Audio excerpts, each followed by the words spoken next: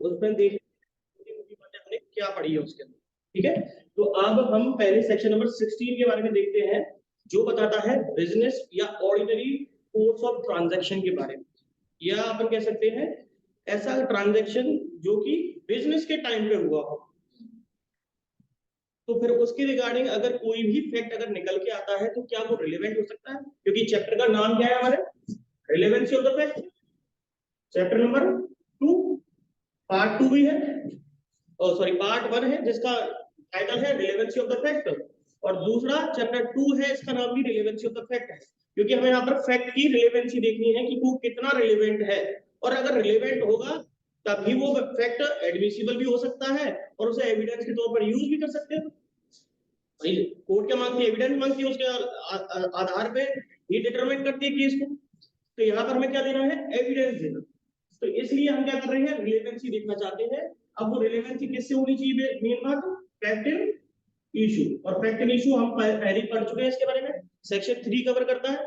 क्या होता है, ये कोई भी डिस्प्यूट जिस चीज के ऊपर अराइज हो जाए उसके रिगार्डिंग एविडेंस देना, और या कोई कनेक्टेड किससे हो, किसी रिलेवेंट फैक्ट से, क्योंकि रिलेवेंट फैक्ट खुद भी तो फैक्ट इन इशू से कनेक्टेड है कहीं ना कहीं, तो इनसे रिलेटेड हमें एविडेंस चाहिए। ये इसकी मेन बात है। तो अब सवाल उठ जाता है कभी कभी कि क्या कोई लेटर के केस में मैंने बताया था, जैसे कि एग्जांपल दिया था कि जहां पर एक सवाल उठा इस बात को लेकर के, जहां पर ये सवाल उठा था इस बात को लेकर के कि क्या कोई फैक्ट इस तरीके का है, क्या वो रिलेवेंट हो सकता है। तो क्या बात हुई थी यहाँ पर कि एग्जिस्टेंसी को लेकर के हुई, exigency of the course of the business या ट्रांजैक्शन ऑफ द बिजनेस। जब कोई बिजनेस ऐसा है जो ऑर्डिनरी कोर्स का है, मतलब वो क्रमबद्ध चलता है, या वो कोई प्रोसेस है, जैसे कि 1 2 3 4 5 6 और सीधे ही आप क्या पहुंच गए 11 पे, ये प्रोसेस जो है ये रिलेवेंट हो सकता है क्या, या ऑर्डिनरी है क्या, ये इसके बीच की गिनतियां कहां गई, क्वेश्चन करेगी कि नहीं करेगी कोर्ट। तो अब यहाँ पर क्या होगा कि अगर ये 7 8 9 10 ऐसे करके चलता है स्टेप, तो कोर्ट भी प्रेज्यूम करके चल देती कि हाँ ये बिल्कुल सही तरीके से चला है और ये बात सही है। लेकिन यहाँ पर 2 स्टेप छोड़ दी और सीधा वहां पहुंच जाता है, तो डाउट तो कोर्ट को भी होगा ना। तो यहाँ पर वो कोर्ट क्या कर सकती है, प्रिजम्पशन कर भी सकती है और मना भी कर सकती है। किस काम के लिए, क्योंकि मैंने आपको हमेशा बताया है कि कोई भी काम होगा वो एक्ट और ओमिशन के बगैर तो हो ही नहीं सकता। या तो वो टू डू कुछ करना होगा आपको, या नॉट टू डू कुछ नहीं करना होगा। तो आपने अगर गिनती फॉलो करी तो भी कोर्ट प्रेज्यूम करेगी किसी एक्ट को कि हाँ हुआ है, और अगर नहीं करी तब भी कोर्ट प्रेज्यूम क्या कर सकती है, ओमिशन को प्रेज्यूम कर सकती है कि ऐसा कुछ हुआ ही नहीं। दोनों चीज प्रेज्यूम कर ली ना, लेकिन कब हुई है, ऑर्डिनरी कोर्स के दौरान, उस बिजनेस के दौरान। जैसे कि एक एग्जांपल के तौर पे हमें बताया, जहां पर ए नाम का व्यक्ति जो है किसी बी नाम के व्यक्ति पे सूट फाइल करता है इस बात के लिए कि साहब इस ए नाम के व्यक्ति ने मेरे को ये डाक भेजी ही नहीं, मेरे पास ये लेटर रिसीव नहीं हुआ। लेकिन ए ने क्या कहा, साहब हमारे पास तो आज ये पहले कोई केस थोड़ा है, हर रोज ही लेटर आते हैं दुनिया भर के, हम तो हर रोज पहुंचाते हैं, और हमारा जो प्रोसेस है वो इस तरीके से चलता है, और प्रोसेस को बताने लगा तो मतलब क्या है, वो ऑर्डिनरी स्टेप बाय स्टेप चलता है। तो उसने कहा कि साहब हम क्या करते हैं, एक लेटर बॉक्स बना रखा है, उसके अंदर डाल देते हैं और वहीं से वो डिस्पैच हो जाता है आगे की साइड, आगे जो जितने भी डाकिए होते हैं वो सब ले जाते हैं। तो यहाँ पर एक का ऐसा कहना ऑर्डिनरी कोर्स को बता रहा है कि नहीं बता रहा, तो कोर्ट प्रिज्यूम करेगी भाई इसकी तरफ से चला क्या, इसकी तो कोई गलती है नहीं। तो यही चीज क्या हो गई, वहां पर रिलेवेंट फैक्ट बन गई नहीं बन गई, यही चीज रिलेवेंट फैक्ट बन गई, जिसको सेक्शन नंबर 16 बता। अब यहाँ पर एक और क्वेश्चन भी उठ सकता था कि यहाँ पर अगर ये भी प्रूव हो जाए, पहला बात तो ए के ऊपर उठाया इसने क्वेश्चन, दूसरा ये भी तो हो सकता है कि क्या बी जो है क्या उसको लेटर रिसीव हुआ या नहीं हुआ। एग्जांपल आप देखोगे इलस्ट्रेशन में भी बता रखा है सेम इस तरीके से। तो इलस्ट्रेशन में जो बता रखा है वहां पर लिखा हुआ है whether a particular fact particular letter reached A, क्या ए को प्राप्त हुआ। तो अब यहाँ पर दूसरा सवाल क्या उठा, कहेगा सर मेरी तरफ से तो देखो डिस्पैच हो गया था क्योंकि लेटर बॉक्स में चला गया, तो डाकिए जो होते हैं वो अपने आप पोस्ट कर देते हैं उसे। लेकिन हमारे यहाँ पर एक और प्रोसेस है, जब भी किसी व्यक्ति के पास जाता है या वो मिलता है या नहीं मिलता है, तो वहां से कोई रिसिप्ट तो आती है हमारे पास भी, या तो वो एक्नॉलेज साइन करके देता है, करता कि नहीं करता। या दूसरा क्या होता है कि अगर व्यक्ति नहीं मिलता है तो वो लेटर जो है वापस आ जाता है हमारे पास कि भाई वो व्यक्ति पाया नहीं तो वापस आ गया वो लेटर।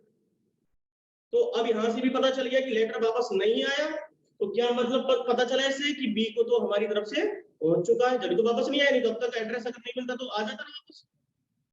यही चीज यहाँ पर समझा रहा है। तो ये भी क्या बन गया यहाँ पर एक रिलेवेंट फैक्ट बन गया, क्योंकि फैक्ट इशू क्या बना, पहला तो ये बना बी को लेकर, पहला तो ए को लेकर के कि ए ने क्या सही काम किया था, क्या लेटर डिस्पैच कराया था कि नहीं कराया था, दूसरा कि बी को रिसीव हुआ कि नहीं। दोनों फैक्ट इशू हो गए, इनके फैक्ट आ गए, और फैक्ट किससे रिलेटेड हुए, रिलेवेंसी से, क्योंकि कनेक्टेड है ना एक दूसरे से। तो ये क्या बन गया, एक रिलेवेंट फैक्ट बन गया। तो इनको प्रूव कर दिया ना उन्होंने।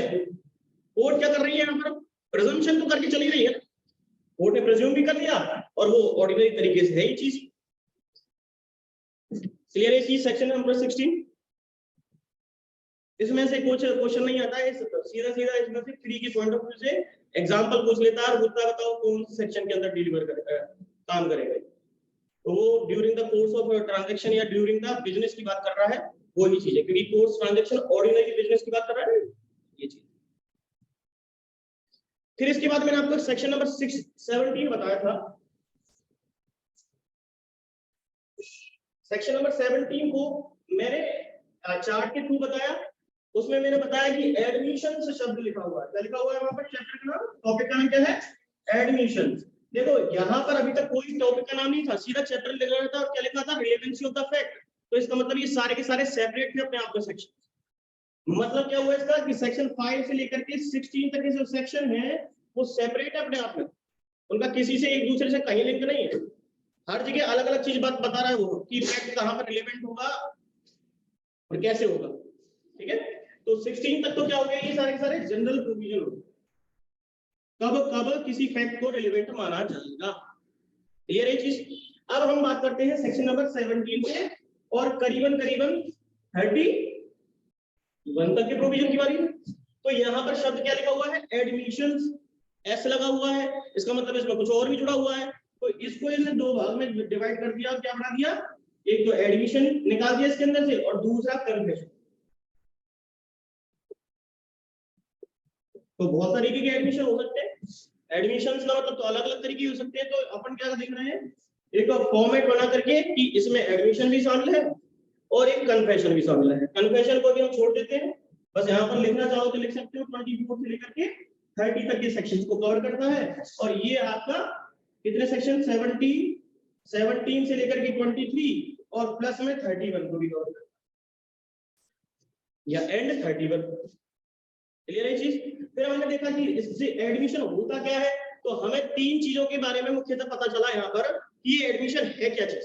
तो हमें क्या पता चला कि एक तो स्टेटमेंट होना चाहिए किसी पार्टी के द्वारा, किसी व्यक्ति, कोई व्यक्ति तो देगा कोई स्टेटमेंट। अब वो स्टेटमेंट कैसा हो सकता है, वो डॉक्यूमेंटरी एविडेंस, डॉक्यूमेंटरी स्टेटमेंट हो सकता है, डॉक्यूमेंट दिया उसने, ठीक है। दूसरा कैसे स्टेटमेंट दे सकता है, वो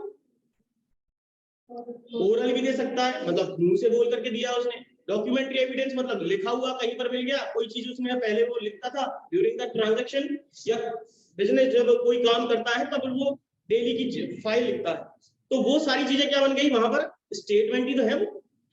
अब वो ये सब फॉर्म में भी हो सकती है, तो तीन फॉर्म निकल के आए हमारे सामने। कौन कौन से आ गए, तीन एसेंशियल एलिमेंट क्या हो गया एडमिशन के लिए, ओरल हो गया, डॉक्यूमेंट हो गए, डॉक्यूमेंट फॉर्म हो गई, और इसी के अंदर डॉक्यूमेंट में क्या बना दिया इन्होंने, इलेक्ट्रॉनिक रिकॉर्ड। इलेक्ट्रॉनिक रिकॉर्ड बना दी। अब इस इलेक्ट्रॉनिक रिकॉर्ड के लिए सेक्शन 2T में बता रखा है, आईटी एक्ट है आपका, उसमें डिफाइन कर रखा है इलेक्ट्रॉनिक रिकॉर्ड होते क्या है। तो इलेक्ट्रॉनिक रिकॉर्ड का मतलब आपको रिकॉर्ड का मतलब है कि जैसे इलेक्ट्रॉनिक रिकॉर्ड क्या होगा, कंप्यूटर है, ये इलेक्ट्रॉनिक डिवाइस है, इसके अंदर जो भी डेटा होगा, तो इसका मतलब डेटा भी इसके अंदर इलेक्ट्रॉनिक रिकॉर्ड का पार्ट हो गया। फोटोज भी है इसके अंदर, मेरे डॉक्यूमेंट होंगे, मेरी फाइल वीडियोज होंगी, वो सब क्या है हो गया, सारा का सारा इलेक्ट्रॉनिक रिकॉर्ड हो गया। तो हर चीज जो भी इलेक्ट्रॉनिक फॉर्म में है वो क्या बन गई इसके लिए, इलेक्ट्रॉनिक रिकॉर्ड बन गई। क्लियर है यहाँ तक। अब इनसे रिलेटेड ये क्यों दे रहे हैं यहाँ पर स्टेटमेंट इस तरीके का, जो ओरल है, जो डॉक्यूमेंट्री फॉर्म में है या इलेक्ट्रॉनिक फॉर्म में है, उसका देने का पर्पस क्या है? क्योंकि हमारे सामने कोई फैक्ट इशू अराइज हुआ है किसी बात को, हमारी बात, क्योंकि मेन बात तो कहां से आती है, यहां से आती है। कोई मर्डर हुआ या किसी के कुछ लगा या कोई सिविल केस हुआ, तो वहां पर डिस्प्यूट तो राइज होगा ना दो पार्टीज के बीच में, क्योंकि कोर्ट में प्रोसीडिंग जारी है, इसका मतलब डिस्प्यूट ही राइज हुआ कोई, तो वो क्या है, वो फैक्ट इशू है। अब जहां जहां जिस चीज के ऊपर सवाल करेंगे, तो उसने कभी ना कभी कोई स्टेटमेंट दिया होगा, या उसकी रिगार्डिंग उस टाइम पे स्टेटमेंट दे रहा है जब कोर्ट ने बुलाया उसे, तो वो कैसे दे रहा है, ओरल फॉर्म में दे रहा है, डॉक्यूमेंट्री में दे रहा है, या इलेक्ट्रॉनिक रिकॉर्ड में दे रहा है, वो क्या बन गया उसके लिए, एडमिशन बन गया। लेकिन क्या इतना ही संभव हो सकता है एडमिशन? तो ये कहता है कि फैक्ट इशू या रिलेवेंट फैक्ट जो होते हैं, इनका अनुमान जिससे लगाया जा सके, उसके लिए शब्द लिखा हुआ है सजेस्ट इन्फरेंस। इन्फरेंस शब्द को अंडरलाइन कीजिए, यही इंपॉर्टेंट शब्द है कि इन चीजों का भाई हम प्योरली तो एविडेंस दे नहीं सकते किसी चीज को लेकर के। आपका कोई स्टेटमेंट ऐसा तो है नहीं कि किसी को सजा ही दिलवा दे, हो सकता है क्या ऐसा? ये तो कोर्ट देखेगी और भी एविडेंस लेगी हर तरीके की, तब जाकर के मान सकते हैं ना इस चीज को। लेकिन यहाँ पर क्या है, कुछ ना कुछ उसकी रिलेवेंसी है, तो अनुमान लगा रही है कोर्ट भी यहाँ पर कि हाँ ये कहीं ना कहीं एडमिसिबल तो हो सकता है। तो यहाँ इसलिए इसको क्या मान दिया इन्होंने, इन्फरेंस, अनुमान लगाया जा सकता है। तो ये क्या बन गया इसके लिए, स्टेटमेंट बन गया। लेकिन इसको रेस्ट्रिक्ट कर दिया, क्योंकि हर एक स्टेटमेंट कोई भी स्टेटमेंट कुछ भी दे सकता है, तो हर एक स्टेटमेंट एडमिशन तो नहीं हो सकता। लेकिन इसने क्या कहा कि हर एडमिशन स्टेटमेंट तो होगा ही होगा, क्योंकि इसने पहले बोल दिया कि एडमिशन कौन होगा, स्टेटमेंट होगा। वो ओरल में हो सकता है, डॉक्यूमेंट में हो सकता है, इलेक्ट्रॉनिक फॉर्म में हो सकता है। क्लियर है चीज? चलिए फिर इसके बाद मेन जो पर्पस है इसका जो सेक्शन की मेन बात है वो क्या है, वो है इसके अंदर एसेंशियल एलिमेंट बता रहा हूं सारे के सारे, वो है इसके अंदर कि मेड बाय पर्सन, ये किसी व्यक्ति के द्वारा दिया गया होगा, जो कि हियर इन आफ्टर प्रोविजंस, जो इसके अंदर ही जो बाद में प्रोविजंस बता रखे हैं उनके अंदर जिन जिन व्यक्तियों के नाम होंगे वो ही ऐसा एडमिशन कर सकते हैं अकॉर्डिंग टू सेक्शन नंबर 17। तो कौन सी व्यक्ति है वो, तो प्रोविजंस की बात कर रहा है। तो सेक्शन नंबर 18 में बता रखे कुछ व्यक्ति 19 में बता रखे और कुछ व्यक्ति 20 में भी बता रखे। हो गई बात। दूसरा शब्द लिख रखा है कि सरकमस्टांसेस में भी अगर कोई बात बता रखी हो तो वो बात भी स्टेटमेंट भी एडमिशन बन सकता है। तो अब सरकमस्टांसेस तो बहुत तरीके की होती है, लेकिन इसने उसको भी डिफाइन कर दिया अकॉर्डिंग टू सेक्शन नंबर 21, 22, 23। तो ऐसा नहीं है कि ये बिल्कुल निचोड़ दिया इसने कि भाई सेक्शन 18 और 20 में 20 तक के सेक्शंस होंगे उनमें ही व्यक्ति दे सकता है स्टेटमेंट, ऐसा नहीं है। वो एडमिशन वही होगा। इसने क्या किया, थोड़ा थोड़ा करके स्टेप बाय स्टेप उसको और ज्यादा विस्तृत करता चला गया कि स्टेटमेंट कुछ भी हो सकता है। लेकिन इसने क्या कहा, रेस्ट्रिक्शन भी लगाई कि एडमिशन ही स्टेटमेंट हो सकते हैं, सारे स्टेटमेंट एडमिशन नहीं हो सकते, क्योंकि इसे रेस्ट्रिक्ट करके चल रहा है यहीं पे। क्योंकि उसने क्या कर दिया, मेड बाय पर्सन, जो भी व्यक्ति बता रखे होंगे प्रोविजंस के अंदर उनके अंदर और सरकमस्टांसेस जो भी उनके अंदर जो होगा वही एडमिशन होगा। क्लियर है चीज? अब मैंने आपको बहुत सारे व्यक्तियों के बारे में बताया था जो सेक्शन नंबर 18 में बताए हुए थे, देखिए। फिर इसके अलावा मैंने आपको काइंड्स भी बताए थे, एडमिशंस की काइंड्स। देखो ये किस किस के सामने आप इनको दे सकते हो, एडमिशंस किसके सामने आप कोई भी बात करते हो। कभी कभी क्या करते हैं हम, आज मैंने आपको कुछ एडमिसिबिलिटी की बात बताई थी कि कुछ एसेंशियल एलिमेंट होते हैं, जैसे कि अपने खिलाफ ही एविडेंस स्टेटमेंट दिया जा सकता है तभी वो एडमिसिबल होगा। जैसे आप कह रहे हो कि मैंने चोरी नहीं की, मैंने चोरी नहीं की, मैंने चोरी नहीं की, लेकिन दूसरा आपके ऊपर आरोप लगाया हुआ है, एलिगेशन क्या है आपके ऊपर, चोरी का। तो ये क्या बन गया आपके ऊपर, चोरी क्या है, फैक्ट इशू हो गया ना। और आपके ऊपर इल्जाम लगाया जा रहा है कि आपने चोरी की है, फैक्ट इशू बन गया ना, सीधा सीधा। लेकिन आप कहते हो कि मैंने चोरी नहीं की, स्टेटमेंट तो दिया ना आपने, लेकिन आपने अपने ही फेवर में दे दिया। कोर्ट मान लेगी कि आपकी बात को, छोड़ देगी क्या आपको? इतनी पागल तो नहीं है। तो वो क्या कहेगी, अगर आपने ये कह दिया कि मैंने ही चोरी की है, तो कहीं ना कहीं तो कोर्ट को भी लगेगा कि अपने खिलाफ तो कोई भी गवाही नहीं देता, तो वो कहीं ना कहीं उसको क्या मान लेगी, एडमिसिबल मान लेगी। और वो आरोप को सिद्ध करवा रहा है ना, आरोप कन्फेस किया है ना आपने, तो इससे एडमिसिबल का ही एक पार्ट जो है वो क्या बन गया, कन्फेस। आ रही है ना बात समझ में? यही चीज है। जैसे कि एक उदाहरण मैंने आपको पहले भी दिया था कि एक व्यक्ति मर्डर करके आया कहीं पे, अब उनके बीच में खींचातानी हुई, जिसका मर्डर कर रहा था लड़ाई झगड़ा हो गया, उसको नहीं पता था उसके पास कुछ ना कुछ मिल जाएगा, लेकिन मारे आया। लेकिन वो अब उसके जब लगी तो वो कहाँ गया, भागा भागा हॉस्पिटल गया। हॉस्पिटल में क्या कहा कि साहब ऐसे ऐसे मेरी इंजरी हो गई। स्टेटमेंट दिया तो डॉक्टर के सामने, किसके सामने दिया उसने स्टेटमेंट? डॉक्टर के सामने दिया। और डॉक्टर से कहता है साहब ऐसे ऐसे मेरी क्या हुई है, इंजरी हो गई है, इस चीज से हुई है। लेकिन उसने ये कहा वहां पर जाकर कि मैंने मर्डर करके आया। क्या कहा उसने कि केवल मेरी इस चीज से इंजरी हुई है। तो ये स्टेटमेंट दे दिया ना, वो किसके खिलाफ यूज किया जा सकता है, उसी के खिलाफ यूज किया जा सकता है। लेकिन उसने कोर्ट के सामने दिया था कि एडमिशन, स्टेटमेंट नहीं दिया ना। तो ऐसे एडमिशन क्या होते हैं, तो इनको भी इन्होंने बताया। पहला बताया क्या, फॉर्मल। फॉर्मल कौन से एडमिशन हो गए, जुडिशियल के, जुडिशियल प्रोसीडिंग में काम आते हैं। इनफॉर्मल, एक्स्ट्रा जुडिशियल का क्या मतलब हुआ, एक्स्ट्रा जुडिशियल जो अदर देन कोर्ट होते हैं, अदर देन कोर्ट या मजिस्ट्रेट के सामने। बिल्कुल, जैसे डॉक्टर के सामने दिया उसने भी, डॉक्टर कोर्ट छोड़ना है, तो ये चीज आ गई। और तीसरा है कंडक्ट। कभी कभी क्या होता है, कंडक्ट से भी एडमिशन किए जा सकते हैं। जैसे कि मैंने आपको एक हस्बैंड वाइफ का उदाहरण दिया था। क्या हस्बैंड वाइफ का उदाहरण था, वो भी एक्स्ट्रा जुडिशियल हो।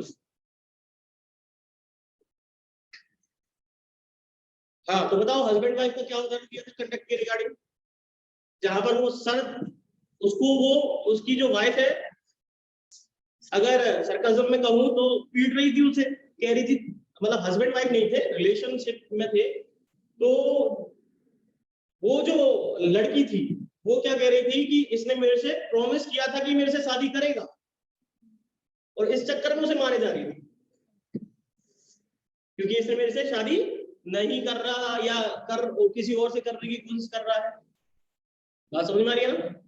या वो कोई प्रेग्नेंट कर दी हो, या कोई और मामला हो, तो उस केस में क्या हुआ कि उसका चुप रहना, क्योंकि वो तो कन्फेस कर रही थी किसी के सामने, मतलब कन्फेस इन द सेंस कि एडमिशन स्टेटमेंट दे रही थी, जो एडमिशन कर रही थी, लेकिन उस व्यक्ति का चुप रहना वहां पर क्या बन गया कि हाँ उसने ऐसा किया था, नहीं तो कुछ तो बोलता उसके बारे में।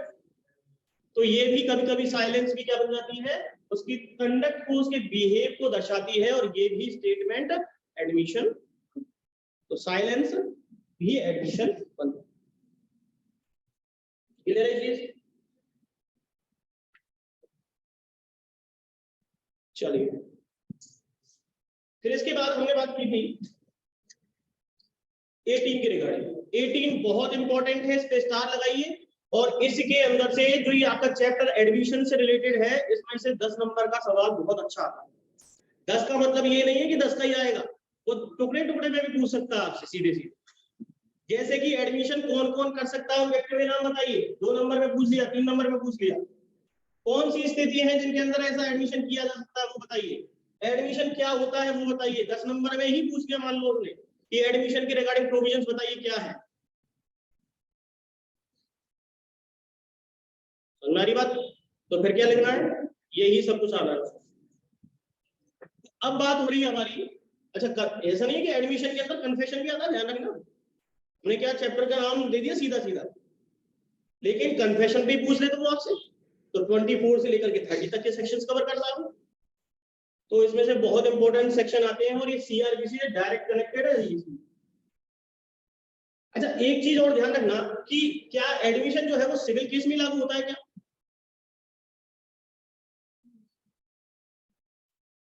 सर दोनों में होता है, दोनों में हो सकता है, लेकिन कुछ इस तरीके के प्रोविजन है जो सिविल प्रोसीजर पर ही लागू होते हैं, जैसे कि एजेंट एजेंट क्रिमिनल में हो सकता है कि किसी का? वो कहता है कि साहब ऐसा कर, तू मेरी जगह गवाही दिया है, मेरी जगह जेल चला जा, मैं स्टेटमेंट दे, तू ऐसा कर मेरी जगह स्टेटमेंट दिया कि मैंने मर्डर किया है, मान लेगा क्या कोर्ट? नहीं मानेगा।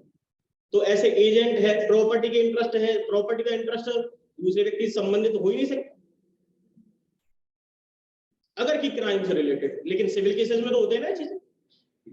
तो बहुत ऐसी चीजें होती हैं। इन जनरल तो एडमिशन भी क्रिमिनल मैटर में यूज किया जाता है, जैसे कि स्टेटमेंट और मेड के बारे में 164 पढ़ते हो कि नहीं पढ़ते? सीआरपीसी का, जहां पर कन्फेशन के रिगार्डिंग आता है, ठीक है। तो इस तरीके की चीजें भी होती हैं यहाँ पर।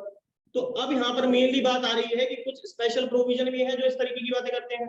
तो अब हम वही चीज देखते चल रहे हैं यहाँ पर कि क्या क्या पार्टीज है, कौन कौन से व्यक्ति जो है ऐसा स्टेटमेंट, ऐसी एडमिशन कर सकते हैं किसी व्यक्ति के साथ।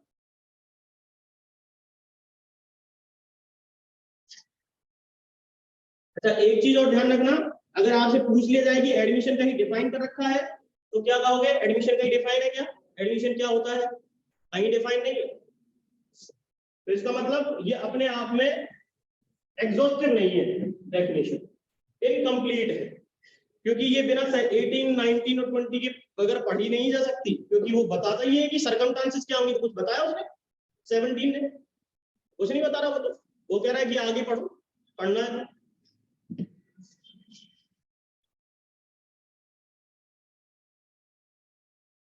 ठीक है, तो अब देखो 18 में क्या बता रहा हूँ। 18 के रिगार्डिंग इसने कुछ पर्संस के बारे में बताया हुआ है। मैंने आपको बताया जैसे कि 17 में अंडरलाइन करना था एक शब्द आपको, वहां पर लिखा हुआ है which is made by any of the persons. इस पर्संस को अंडरलाइन कर लेना, any of the person here in after mention, ये अंडरलाइन करना, और यहां पर लिख लो 18 to 20। Here in after mention लिखा हुआ है ना, उसका मतलब है आगे जो प्रोविजन आएंगे जिसमें मेंशन कर रखा है वो लिखो। तो 18 to 20 लिख देना वहां पर। हो गया ये काम? चलिए आगे देखते हैं 18 क्या कहता है। पहला लिखा है इसके अंदर, देखो टाइटल पढ़ो, टाइटल से समझ में आएगा। Admission by a party to the proceedings. Party to the proceedings civil case में भी हो सकती है और एजेंट भी लिखा हुआ है, लेकिन एजेंट क्रिमिनल में नहीं हो सकता, सिविल में होता है वो। तो अब यहाँ पर पार्टीज टू द प्रोसीडिंग का मतलब कोई डिफेंडेंट और प्लेंटिफ भी हो सकते हैं और कोई अक्यूज और प्रोसिक्यूशन साइड से भी हो सकते हैं। तो पहला है कंसेप्ट इसका पार्टीज टू द, इसके शब्दों पे ही ध्यान रखना, इसके एसेंशियल एलिमेंट ही समझ में आने चाहिए, तब जाकर के 18 समझ में आता है। ठीक है, दूसरा क्या कह दिया इसने? एजेंट के रिगार्डिंग कह दिया ये, लेकिन एजेंट के लिए भी डिफाइन कर रखा है कि एजेंट होगा कौन। पार्टीज का मतलब क्या है? लिखो प्लेंटिफ, डिफेंडेंट, ऑथराइज्ड। देखो क्या लिखा हुआ है स्टेटमेंट। देखो स्टेटमेंट का मतलब आप एडमिशन से समझ गए ना कि एडमिशन की बात कर रहा है, सेक्शन नंबर 17 की बात कर रहा है।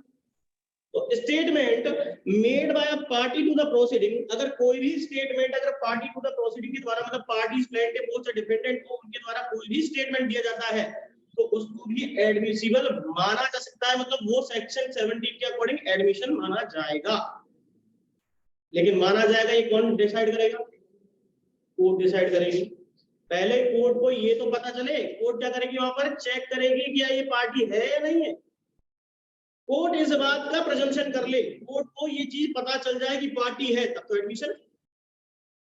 इसके लिए देखो क्या लिखा हुआ है, पार्टी टू द प्रोसीडिंग और by an agent to any party, किसी भी पार्टी का, पार्टी कौन सी? ये वाली पार्टी जो ऊपर बता रखी है, उसका कोई एजेंट है।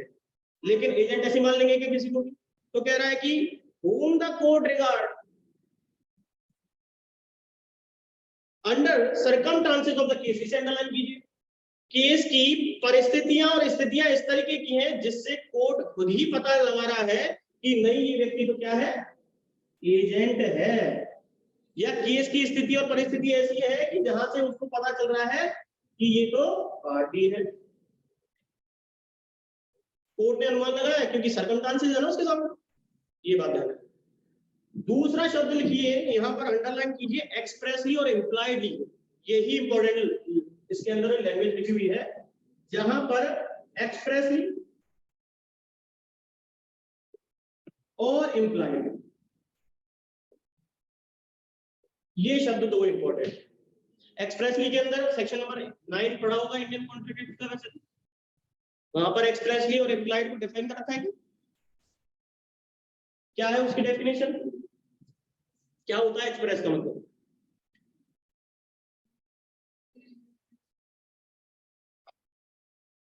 राइटिंग में, शब्दों में, रिटन हो या ओरल हो, वो क्या लिखकर या और बाय कंडक्ट, वो आपका इम्प्लाइड है। अब यहां पर बाय कंडक्ट को आप कैसे डिफाइन करोगे कि कंडक्ट कैसे, वो कैसे, क्या यूं करके बता रहा कि हाँ तू चला ऐसे कर रहा, वो क्या है सर्कमस्टांसेस। आप कैसे इसको पता लगा सकते हो कि वो एजेंट है या नहीं है? वो सर्कमस्टांसेस बताएंगी, जो आप अभी सर्कमस्टांसेस ऑफ द केस की बात कर रहे थे, वही तो है।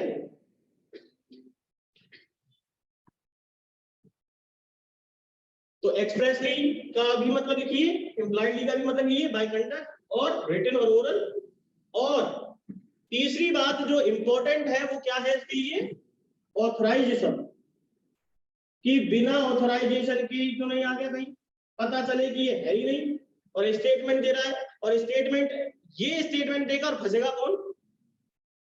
अरे इसका स्टेटमेंट देना, फंसना तो इसका हो गया ना, पार्टी का ही फंस रहा हो गया, क्योंकि ये दे रहा है उसके बिहाफ में, तो ये फंसेगा क्या इसमें? फंसेगा तो ये।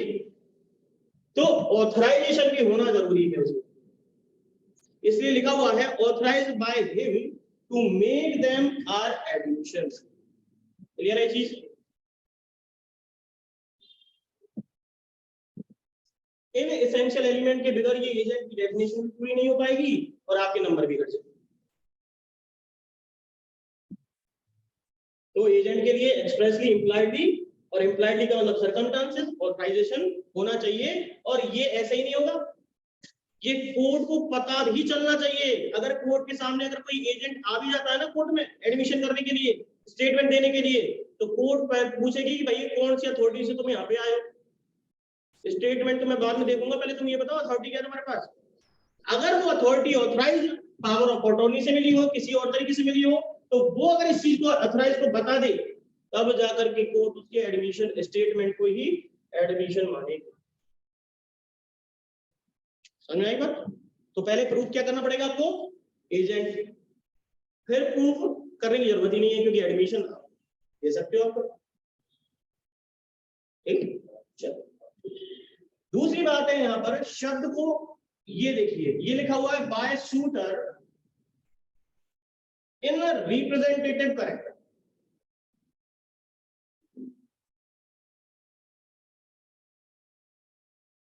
अब आपको यहां समझना है एक चीज, क्योंकि इसने पहले ही ये लिखा हुआ नहीं है अब कहीं पे, लेकिन यहां पर उसने क्या है पहले ही एजेंट को डिफाइन कर दिया, तो इसका मतलब रिप्रेजेंटेटिव कैरेक्टर में तो ये व्यक्ति नहीं आएगा,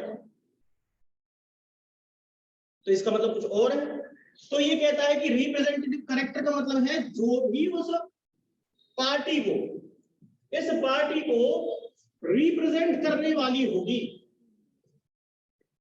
मतलब उसको भी कोई अथॉरिटी दे रखी होगी, और अथॉरिटी सब्जेक्ट मैटर के रिगार्डिंग थी, तो इसका मतलब सब्जेक्ट मैटर पे अथॉरिटी अब किसकी हो गई? इस रिप्रेजेंटेटिव कैरेक्टर की हो गई। तो अगर कोई सूट फाइल उस सब्जेक्ट के रिगार्डिंग कर रहा है तो किस पे आएगा? इस पे आएगा। लेकिन रिप्रेजेंट किसको कर रहा है? इसको कर रहा है, तो इसके द्वारा कोई अगर गवाही दी गई तो फंसेगा कौन?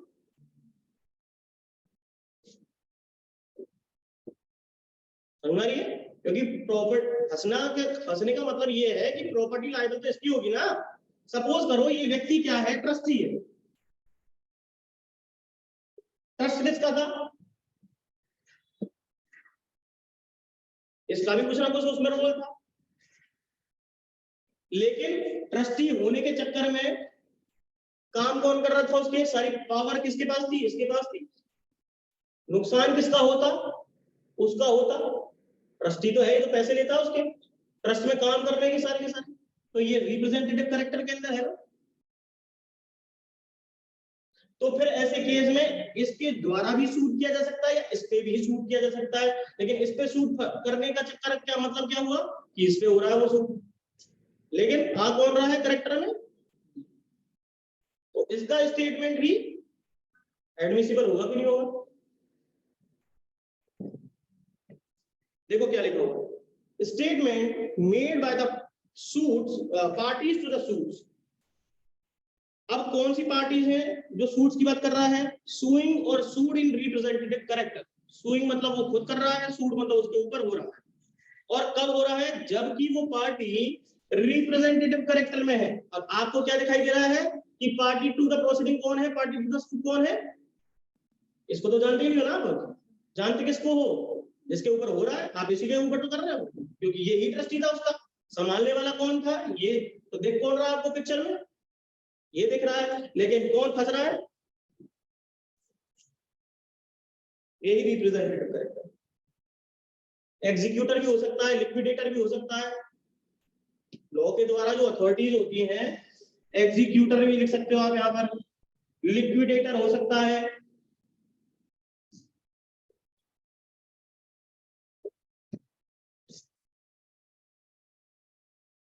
ठीक है, ये इसके अंदर सारी बातें हैं।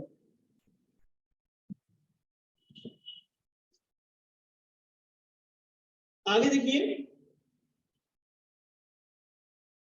ऐसे ही स्टेटमेंट किसी और पार्टी के द्वारा भी दिए जा सकते हैं, जैसे कि इसी के अंदर वो आते हैं इस रिप्रेजेंटेटिव करेक्टर में, कौन आ गए वो, statement made by person,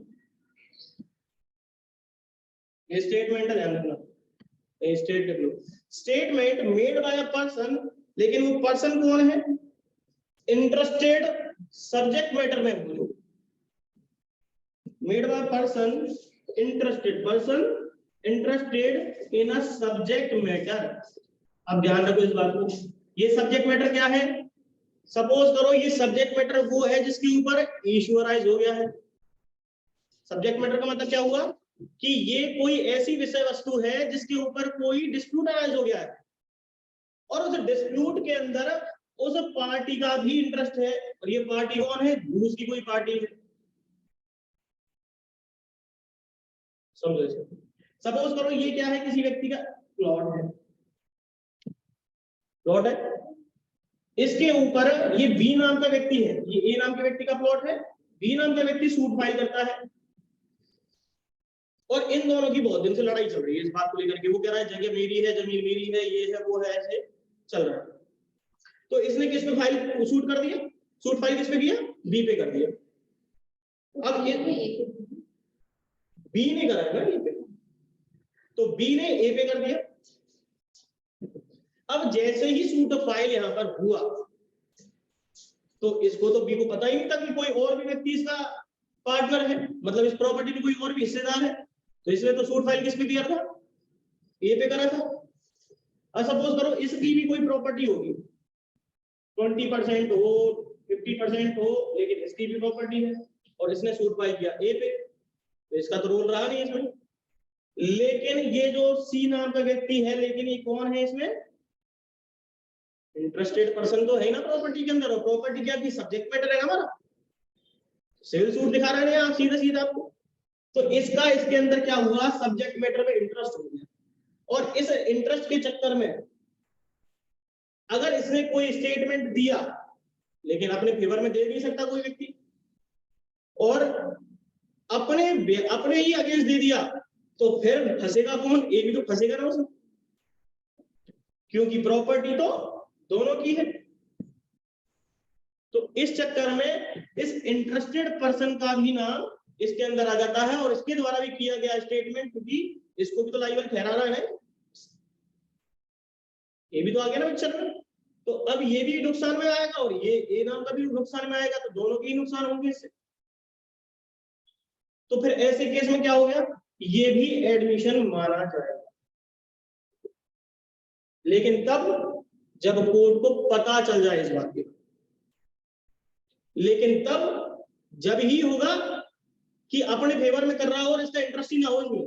suppose करो इसने अपना सेल कर दिया प्रॉपर्टी का मामला, अब इसका कोई इंटरेस्ट तो रहा नहीं, लेकिन स्टेटमेंट फिर भी दे रहा है, और इसका स्टेटमेंट क्या हो सकता है, उस पार्टी के अगेंस्ट हो सकता ही नहीं हो सकता, और उस पार्टी के अगेंस्ट होगा तो इसका तो नुकसान है ही नहीं उसमें, तो ये कुछ भी स्टेटमेंट दे दे, फंसेगा कौन, ए। तो इसलिए यहाँ पर ये चीज भी ध्यान रखनी है, चाहे ये रिप्रेजेंटेटिव करेक्टर का मामला हो और ये वह मामला हो, ये चाहे ये मामला हो, अगर इनमें से कोई भी मामला हो तो ये केवल उसी दौरान होना चाहिए जब इनके पास या तो ऑथराइजेशन, अथॉरिटी नहीं है और एजेंट बना घूम रहा है मन से ही, तो फंसेगा कौन, ये। तो एडमिसिबल होगा क्या, नहीं होगा। यहाँ पर रिप्रेजेंटेटिव करेक्टर ही नहीं है और खामखा ट्रस्टी बना घूम रहा है, फंसेगा कौन, ये घूमेगा। फिर ऐसे ही अगर इसका तो इंटरेस्ट है नहीं, इसका कुछ नुकसान होगा केस में, फंसेगा कौन। तो यही चीज समझनी है। इसके लिए यहां पर लिखा भी हुआ है, if they are made during the continuance of the interest of the person making the state, जब भी ऐसा कोई हो रहा हो तो कंटिन्यूएंस होना चाहिए उसका इंटरेस्ट इसके अंदर, मतलब इंटरेस्ट लगातार होना ही चाहिए, तब जाकर के ही ऐसा एडमिशन हो सकता है, नहीं तो नहीं हो सकता। लेकिन एक और केस होता है जिसके अंदर ऐसा संभव है। अब ये कौन सी स्थिति है, जब किसी की प्रॉपर्टी को आप ले लेते हो, मतलब आपके अंदर ही इंटरेस्ट डिराइव हो रहा है कहीं से आकर, और वो कब होता है, या तो सेल करी हो आपको कोई प्रॉपर्टी, तो दूसरा पहला मकान मालिक से जो स्टेटमेंट मिलेगा उससे पता चल जाता है ना वो सारी चीजों के बारे में। देखो देखो क्या लिखा हुआ है, person from whom interest derived, मतलब जिससे इंटरेस्ट क्या हुआ हो, ऐसा व्यक्ति जिससे इंटरेस्ट ही डिराइव्ड हुआ हो।